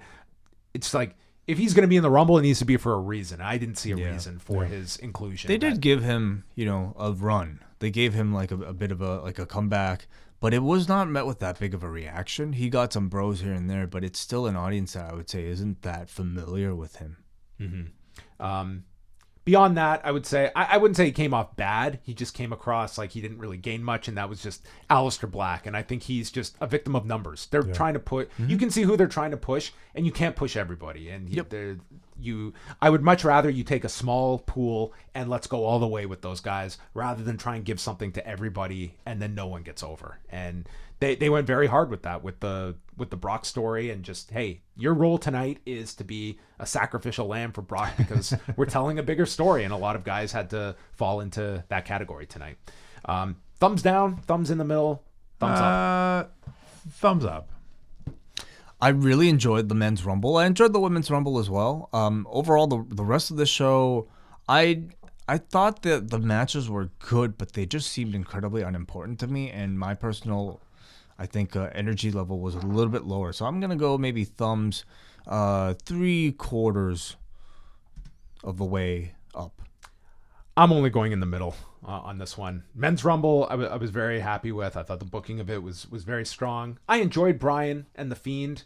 Thought the women's Rumble to me was average, and beyond that, I can't say that like this show was like blow away great. But you come for the Rumble, right? I mean, that's why you're there. Well, I gave them 5 hours of my night, so the fact that one of them delivered, I don't know if that would not be necessarily I think it a pass. was over 6. It started at 5, remember? 5? What time were 6 hours? Yeah, over 6. 6 hours. Yep. I watched the entire Kickoff show. I should be given a medal by the end of that. You can get that new belt. We go to the forums right now. Okay. For your rating, and you guys out of 10 voted this particular show 6.97 out of 10. For our forum, that's a strong rating. We're also opening up the phone lines right now, 1-732-800-4423. Long distance charges may apply, or just simply search Post Wrestling on Skype to connect to us for free. So you want to start us off, John, with some feedback from the forum? Sure. Jeremy in Texas writes, people complain they give Brock Lesnar a lot, and they do, but he was tremendous for the first half of the Rumble. The spot taking the finishers from Kofi, Ray, and Big E was awesome. The moment with Shelton Benjamin was well done, and even him dancing to MVP's music was subtle but entertaining. Everything paid off when Brock took the Claymore from Drew to foreshadow their title match at WrestleMania. Great men's Rumble. Question, does the end of the Rumble show how poor the depth is on SmackDown? You had all Raw guys, Edge and Roman. Yeah, I think we went over that. It's I think they wanted to really make a concerted effort by those last bodies that were in there that you could viably see any of them winning. And I think on the SmackDown side, you could have included, I'm trying to think, AJ is a Raw guy, so you can't even necessarily go there. So, I mean, it's no secret. The main event depth is not what it is on Raw that they have on SmackDown. So the last half, there was like 4 SmackDown guys that came out, right? We go to the phone lines. Caller, you're on the air. What's up? Hello, hello, hello. Can you guys hear us? Hello? Hey there. How you doing? Hey, this is Uncle D from the show. First time, long time. Whoa, Uncle D. Nice to hear from you. what a special occasion. Hey, all the way from the show. What's up? I just I wanna talk about how disappointed I am in the Rumble. Oh, well, go ahead. The forum is yours. There are so many. You have Samoa Joe. You have Kevin Owens. You have these wrestlers, these great talkers that just get, they lasted, they had their moments, and they just get jobbed out at the end. These are the people that need to be headlining WrestleMania. And it's just so sad to see them get done like that. I mean, they come out of it, though, that they have programs in place. This was the year that they've made their decision on Drew McIntyre. So that's where I don't find that Owens and Joe are in some awful place. I just feel like they've kind of just been thrown into this bigger program, or I shouldn't say bigger program, but a program with Seth Rollins and company. And I mean, I don't think most people went into this Rumble expecting either of them to be winning this thing. I think people see where they're slotted. They're upper mid-carders on Raw, like kind of that level below main event level. And I think everything does revolve around Brock Lesnar and who you would oppose against Brock Lesnar at WrestleMania to create the most interesting, mainstream, appealing type of match. And for this year, at least, they think that person is Drew McIntyre. And you guys have been calling it for weeks. But that's the beautiful thing about the Rumble is you can get that person an extra push, an extra chance. And I don't know. I think they wasted it. I'm gonna take my call off the air. John and Way, I love you guys. You're the only reason I listen to WWE or follow this stuff. We had a big party tonight. We had a great time. We've been listening to you guys for the last hour. Oh, you guys keep doing your thing. Awesome, man. Thanks a lot for Thank the phone you, call. Uncle D. From See the ya. show. Alrighty, back to the phone lines. We go to Hansi. Hansi, what'd you think of the Rumble? I thought both Rumbles were actually really good. Maybe it was because of the environment that I was out and about, so I was watching with friends. So, I mean, we popped for like a lot of the major parts, like MVP coming back. I mean, it was like obviously brief and all that. And I know, listen, I was sick of Brock Lesnar dominating, but I think it's gonna be one of those things that we look back fondly at, because I feel like it did keep the Rumble going, and it did have me on the edge of my seat when I had Big E, Kofi, and Ray kind of team up on him. Keith Lee. I was hoping we would get a Riddle confrontation, but that didn't happen. As far as the Women's Royal Rumble go, I enjoyed the Women's Royal Rumble. I thought it was very well put together. I thought that with Charlotte winning, I was honestly hoping that Asuka would have won the title, and maybe her getting her win back over Charlotte, and then you could have done Becky and Ronda somehow if that was going to end up being something, right? But I just don't want to see Charlotte and Becky again. I don't know, like do you guys see any? I don't see that happening, Hansi. I think that one. There's a time to go back to Becky and Charlotte. WrestleMania is not it, so I wouldn't be expecting that for WrestleMania. Okay, that's cool. And before I go, do you, me personally, I would love to see Edge with Seth Rollins. I know he can do AJ as well, but do you guys think that if they do a first match back, do you think WWE will kind of be careful with it and maybe put him in like a multi-man match, like a 4-on-4 with Seth guys and Joe, KO, and Aleister Black? Like I could see that, but I would personally prefer Edge versus Rollins if he's capable of doing a singles match. I'll take your thoughts off the air. Thank you again for the good coverage, guys. Take it easy. Thank you, Hansi. I mean, typically in WWE, like once you are cleared and given the green light, it's like you're cleared. And I don't know if they're going to have any reservations at that point. If they have gone to this length to decide that, okay, this guy can do matches again, I think they've obviously got a plan in place, and I think that would be, something notable. As we look, you mentioned Saudi Arabia. Could you see Edge wrestling before WrestleMania, or do you think that is the optimum time for him to come back? I see him wrestling before WrestleMania. If anything, Really, yeah, I do. Yeah. I think it's just way too much time between. I'm sure he wants to get into ring shape, whether that be a tag match. He's in cosmetic shape, and Absolutely. I mean, he was in the Rumble. What would you say, like 15, 20 minutes? Yeah, he looked good. Yeah. Battle Royals, it's kind of, it's not the same as the singles match, obviously. I feel like he's here for Rumble season, Mania season, not just Mania. But there's that. If you have too many matches before you get to Mania, how does it special anymore? Well, it's always the opponent. I think the storyline that makes that special. And I'm not saying have a bunch of singles matches, have a bunch of dream matches, but like tag matches, tag team partners that you can rekindle things with. You have Randy Orton, who's obviously a tag team partner.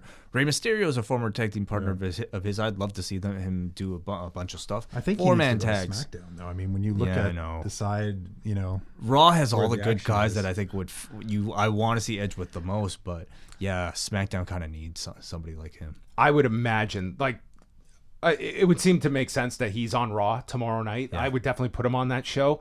And I guess you also have to look at the fact, is he coming back? Because I don't think anyone's expecting him back full time. That is WrestleMania kind of. He's coming back to do like a little farewell at WrestleMania, and either you build up to one big match at WrestleMania and then he's gone, or is he looking at it that say, I've got X amount of matches in me, I want to do singles matches with 3 guys, and then I'm done at Mania. Maybe an intergender match with his wife. That's a possibility now. Maybe. Sorry, I mean like an intergender tag. Maybe he's tag. coming back for Mixed Match Challenge. Yes. Maybe of course. that's all his married training, couples. the And coming off of clearances. this Rumble, those two are two of the bigger talking points of this show. Yeah, Beth for Phoenix sure. and Edge. So Yeah, we could have had we had several husband and wife combinations on this show. We also got the first add this to the trivia for next year's game, father-daughter Rumble winners. Father-daughter Rumble. Rick and Charlotte. Yeah. Interesting. Yes. Cool. Very cool. All right, let's go back to the phones. Back to the phone lines. Caller, you're on the air. What's up? Hey, what's going on, guys? Oh, boy. The Brandon. man that has been banned from Twitter. Have you spoken to Mike before? Yeah, it was your last time. He just Oh. giggled all the time, I think. At TLC. Yes, your political prisoner Brandon is back. What's Oh. up? How was the Royal Rumble behind bars tonight? I mean, it sucked. I couldn't interact with the Twitterverse, man. I couldn't see what was going on, man. I only had to. You just had to watch the show? Wait, are you not Yeah, allowed to that's sign the up for another account or something? You could do that, but that's cheating, man. I don't want to do that. So, You want to serve your there's like a way- sentence. yeah, I'm going to start out my final 4 days like a man. Oh, so you actually have Anyway, have an end date of this. It's like you failed a wellness violation. How would that happen? Yeah, I'm Bobby Roode, except I'm not cut up when I run out of respect. So would you think Did you see that? Did you see that encounter when Orton said to Edge, "Man, shit, what do you say? Shit, you're ripped," or something like that. Yeah, he was remarking about Edge being shredded. I think Shredded. Yeah. Well, that's all natural, right? What did you think of Okay, the Rumble? Moving on. What'd you think of the Rumble? I thought it was cool, man. I have one gripe though about Sarah Logan. She should change her name to the main event Sarah Logan, because that's all you see is her in the main event, right? She does wrestle on main event a lot, Brandon. I thought you were talking. Okay. Yeah. But is there gonna be I know there's like a bunch of shows for Mania, but are these feuds really going to be set for Mania, or are they going to be settled beforehand? And one more thing, I noticed the Fiend's belt. I mean, Jerry Lawler's face is so pulled back, it looks like the Fiend's belt. What do you think about that? I'm out here. Okay. I love that our show is also, it's kind of like, it's open mic night where he like gets up on stage and it's like some material that's ready, some that he's just trying to gauge like what kind of response I get to it, and then he's going to go back to the drawing board. I don't think he was looking for actual answers to any of them. I don't think he's ever looking for answers. I think he's just looking for reactions. So more power to him. Go back to the phone lines. Caller, you're on the air. What's up? Hey, it's Paul from New Jersey. Hey, Paul. First off, hashtag free Brandon from New Jersey. So one observation that I could imagine if I was Andrade that annoyed me was, it's one thing to be on the pre-show, but he was going for this like really elaborate twisting move off the top rope, and it like cut to commercial and then went back to wrestling. And man, if I'm like somebody like him, I would probably be annoyed by that. But I was catching up with you guys' podcast, and I was listening to the worst of it. As your resident Billy Kay and Iconics fan, I was bummed to, hear, but you guys are 100% right about them. And my question is like, I don't know if they're in Australia or what, but is the writing on the wall for those two? Because I have to imagine like in a match where you have Santina and Tamina and, all these kind of, women to try and fill in, to not make the top 30, like, do you guys have any status on them? Because they've been ghosts since like October 20th. Yeah, I don't know what their status is. I was kind of surprised that they weren't in the match. Not so much that, I knew that you had to have your quota of NXT people in there. You wanted to have a few surprises. But to me, like someone like Zelina Vega, that to me is someone like you need bodies to fill in. So the fact that you had Zelina Vega in there, that does not have to be doing anything physical. There was no reason for her to be in this match. That to me is a slot that it just seemed like they needed someone for. It's also a chance, like if you wanted to, get the Iconics back in there and kind of reboot them a little bit, right? Give them something new, a new look, whatever it might be, because there's still that tag team division, which is totally ignored. It's like, look at this. We're coming up on a year of these women's tag titles, and if you want to look at where those tag titles declined to me, it was putting them on the Iconics. Like they were seriously viewed upon titles with Bayley and Sasha, and once they went to the Iconics, like they were quickly dismissed. And even now on Asuka and Kairi saying like they're not defended, they're just there. They just to me, titles that really didn't get over. Yeah, I was gonna ask you guys, and then I'll let you guys go. Like, obviously, and like when I was listening to you and Braden talk, and like the complaint against them is like their in-ring work, and it is definitely justified. Like, it is very noticeable to see. Like, but some talents, like they're very good on the mic, they sell T-shirts, they're good on the other stuff. So my question is for you guys, and maybe do we see this in the future of like, okay, we have somebody who we think's a talent, but they're a little rusty in the ring. Can you send them down to NXT, and I mean like the PC, like not NXT on the USA Network, see if they can work out some kinks in 2 months and then see where they come back? Do you guys see that kind of being a thing for people who struggle on the main roster?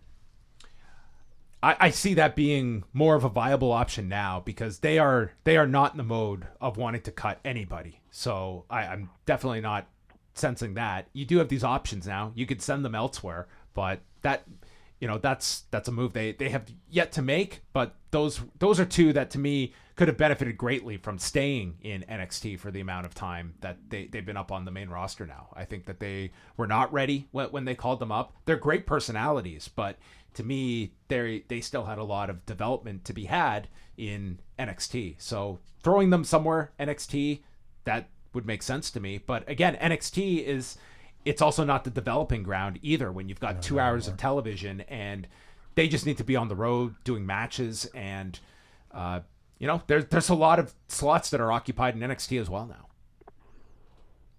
Yeah, I just think, like, if, again, to reiterate, is if you can't make this 30-woman's match and you're on the main roster, I think I would be a little bit worried about my placement. But anyway, thank you so much, guys.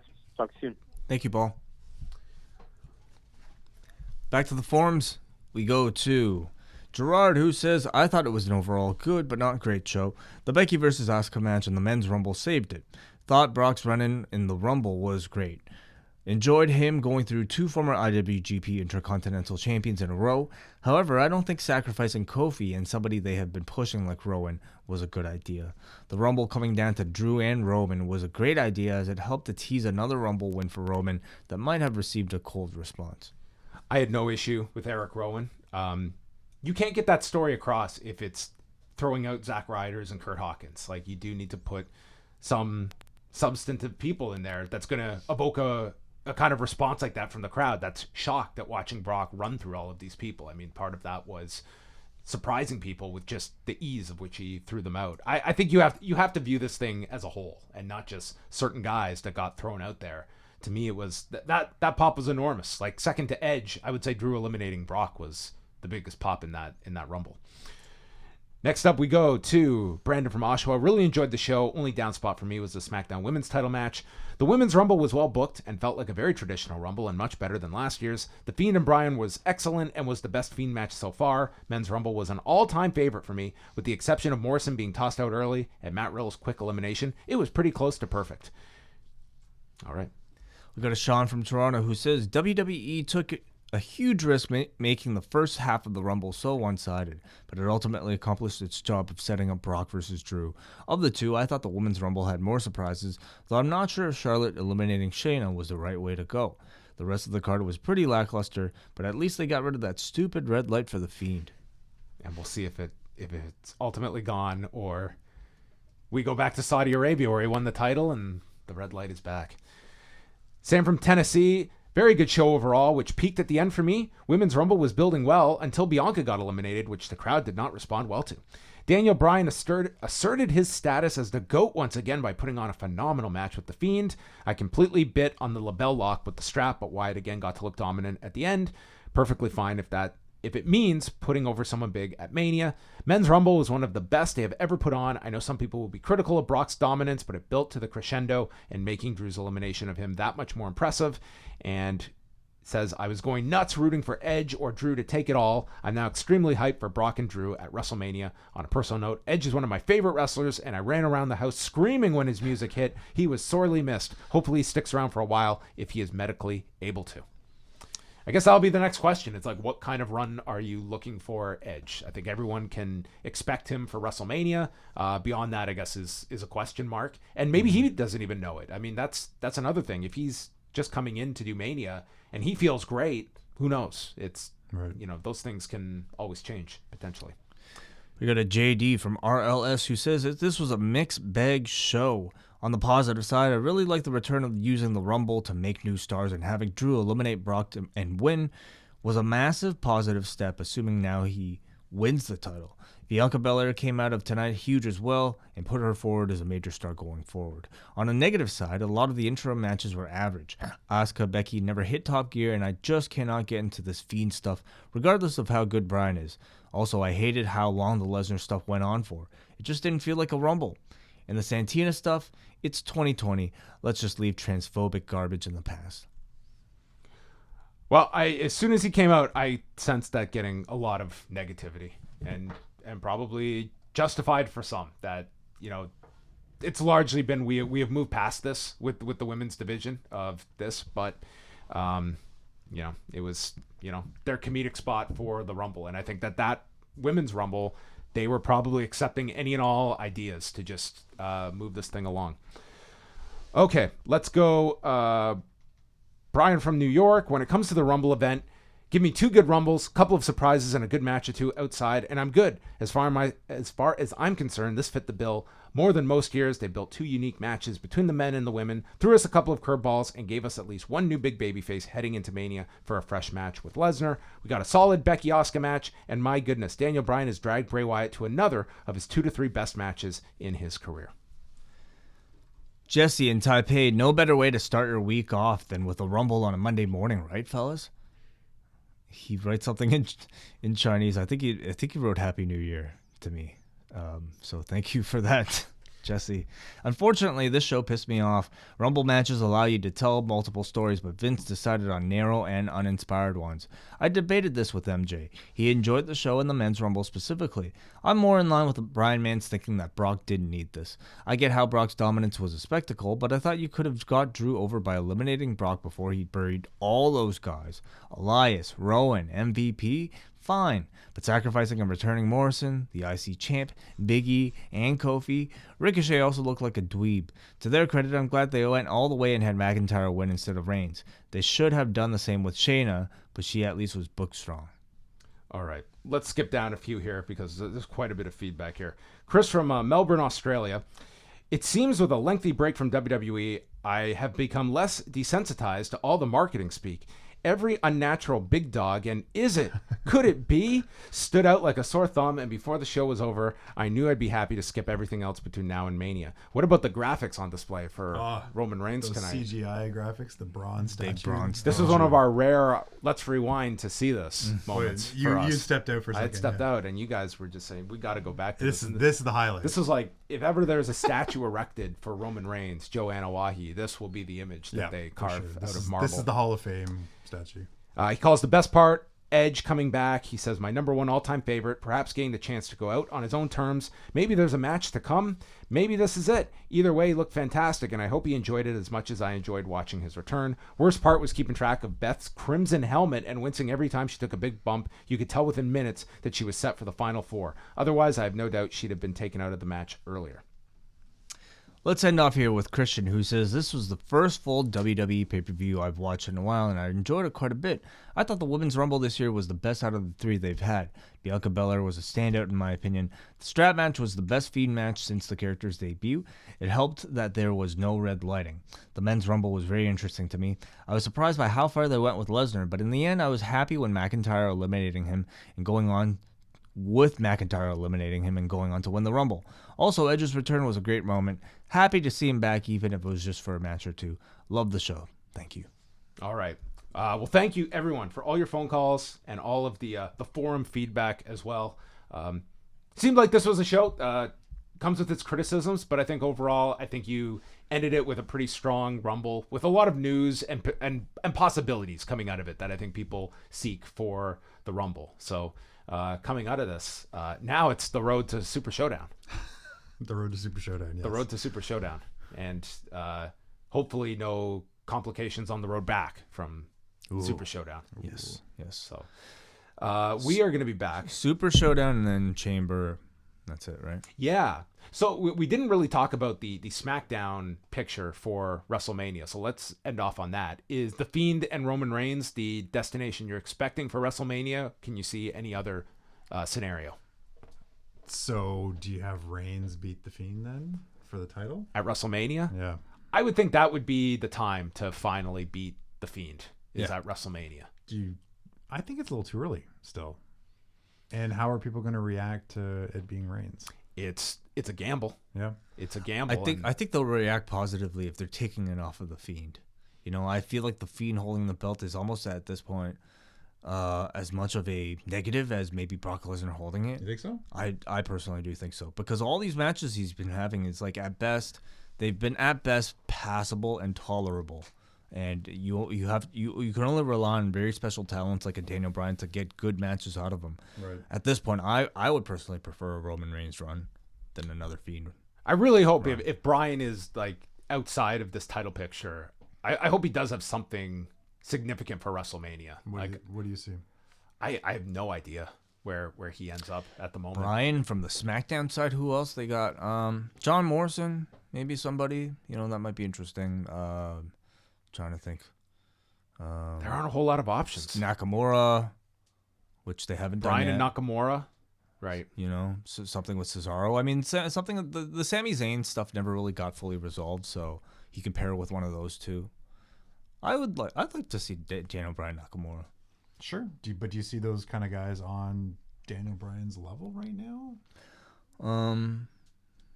There's a gap. There's definitely a gap. There's a gap. But right? Yeah. I mean, he is definitely like top tier in that company, especially on that show, right? But who else is top tier? That's a good question. What happened to SmackDown? Like, if it, it got the big contract and they did the draft, and it just seems like everything got scrambled. Like when you look at Raw, like Dave got the excess where it feels like this year, is Ricochet going to have a big program at Mania? Is Aleister Black going to have a big program at Mania? No. It's like there's like some excess on Raw that could, I think, greatly enhance SmackDown by just having one or two of those guys that you kind of look at, and I think Raw, to their credit, they've done a very good job from the draft to now. That there was some really dead months of Raw, but they were putting stock in trying to build some of these guys up, and now you're starting to see some of these guys take hold. Like look where Drew is today. I'm not saying he is your top guy yet, but he took a massive step forward tonight and has been over the last couple of weeks. And you've been seeing like different, like a Rey Mysterio. Where does Rey fit on Raw at the moment? It's like now that the Brock program is over, Andrade, maybe they're going to continue that, but it's. Again, like all of this on Raw, there's different directions to go, and much less so on SmackDown. Well, Mike, you have been a trooper tonight. Thank you so much for joining us for, 6 hours of the Rumble, and then chatting with everybody. It was here fun on the post show. It was a good time having you. We appreciate the mimosas very much. Thank you so much. The mimosas? Samosas. The mimosas are to come. That's for later on, right, guys? Or tomorrow morning? We're gonna go right to breakfast. John's done, guys. I'm tapped out. Goodbye. Thank you to everybody for joining us. Wayne and I will be back Monday night with Rewind or Raw coming out of that show and whatever they do. And a special note: if you entered our Royal Rumble contest, results should come by Wednesday on Rewind or Dynamite. Yes, I understand the tabulations have already begun. We will definitely have a winner by Wednesday. So tune into that to find out if you are the winner of the Royal Rumble pool. Did you submit, Mike? No, I did not. Oh. Did anyone in your family submit? Nobody submitted this. Not even the Queen of C No, Block. the Queen of C Block did not. Oh, man. She restricts her contest to the G1. I understand G1, she didn't even care to watch. You are right. She's a little bit lost. Was in that the our WWE fault? Product.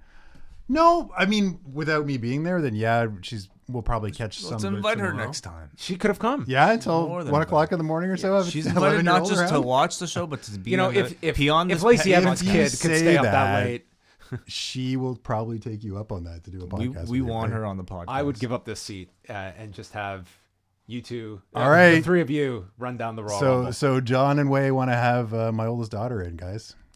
And we The can Queen get of C Block, a yeah. review. It'd be There fun. we go. We'll do some. Maybe we'll figure something to do. Definitely to for the watch. G1, I think we should You get want to her do one in. of the shows with her? Yeah, Totally. It'd be fun. Yes. It is going to be in the fall though. It is in the fall this year, so she'll be in school. Yeah, we'll have to figure something out. So she'll have to take a month off school to watch the G1. Maybe do one around Thanksgiving or something. All right. Well, thank you to everybody for tuning in. We appreciate all of the support, and we'll speak with you Monday night after Rewind to Raw and after Way closes with this. I want to thank everybody in the chat room who stuck with us on a Sunday night. Hello to all of you: Eric, Brandon, Eric, Tess, Brewhaven, all you guys, Hansi, all of you guys who tried to call in but unfortunately couldn't. We'll try to get to you guys on Thursday when the Hangout comes back. Yes, we're back with the Hangout. The whole schedule will be up on Monday. Lots of big shows coming up this week. And yeah, thanks. We did 2 live shows this weekend. Thank you so much to everyone that tuned in, especially on Friday night. I was expecting we get 0 calls, and we got quite a lot of people tuning in Friday night. So thank you. Even WH Park called in. Awesome. Mike. All right. For Mike Murray, Wei Ting, I am John Pollock, and thank you for listening to the Royal Rumble Post Show.